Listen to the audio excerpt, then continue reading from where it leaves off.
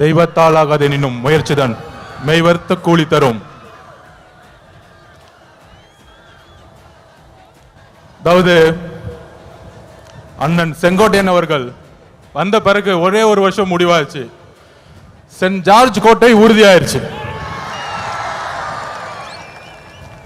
கழக தலைவர் அவர்களுக்கும் பொதுச் செயலாளர் ஆனந்தன் அவர்களுக்கும் கழக தோழர் அவர்களுக்கும் என்னுடைய வணக்கத்தை தெரிவித்து,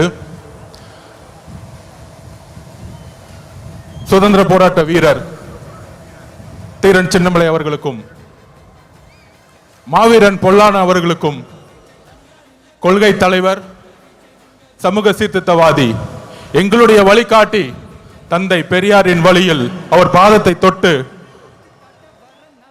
பயணத்தை ஈரோடிலிருந்து தலைவர் தொடங்குகிறார். நம்மளுடைய குறிக்கோள் என்ன? நம்மளுடைய லட்சியம் என்ன? வெறும் அதிகாரத்தை மட்டும் அடைவதா? இங்க இருக்கக்கூடிய ஈரோடு மக்கள் எந்த அளவிற்கு ஒவ்வொரு விவசாயிகள், ஒவ்வொரு நெசவாளர்கள், ஒவ்வொரு தொழிலாளர்கள் தன்னுடைய வாழ்க்கையில் மிகப்பெரிய துயரத்தையும் ஒவ்வொரு நாளையும் தன்னுடைய குடும்பத்தை நடத்துறதுக்கே இந்த ஆட்சியோடைய ஊழலாலையும் பாதிக்கப்பட்டு இருக்காங்க. இங்க இருக்கக்கூடிய அமைச்சர்கள் டாஸ்மார்க்கை மட்டுமே நடத்திட்டு இருக்கக்கூடிய ஒரு நிர்வாகத்தை கொடுத்துட்டு இருக்காங்க. இதை மாற்றணும்னா யாரால மாற்ற முடியும்? யாரால மாற்ற முடியும்? நீங்க சொல்லுங்க. யாரால மாற்ற முடியும்? தளபதி விஜய் அவர்களால் மாற்ற முடியும். எந்த கட்சியால மாற்ற முடியும்? டிவிகே. இன்றைக்கு இருக்கக்கூடிய ஒரே நம்பிக்கை டிவிகே தான். அப்ப அது ரீசெண்டா ஒரு மாநாடு, இளைஞர் மாநாடு மாதிரி நடத்தினாங்க. எப்படி? இளைஞர் மாநாடு மாதிரி. அங்க ஆனா இளைஞர்களே இருக்க மாட்டாங்க. ஆனா அங்க ஒரு இளைஞர் இருக்காரு.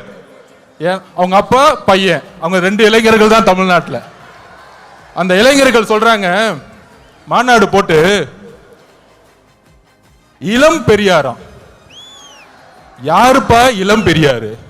பெரியாரோட வரலாறு தெரியுமா? பெரியார் ஸ்பெல்லிங் படிக்க தெரியுமா உனக்கு? மழையில படிக்க கொடுத்தா? இதே ஈரோட்டில் மண்ணில் எத்தனை சொற்பொழிவுகள், எத்தனை மாநாடு, எத்தனை உழைப்பு, 70 வருட உழைப்பு.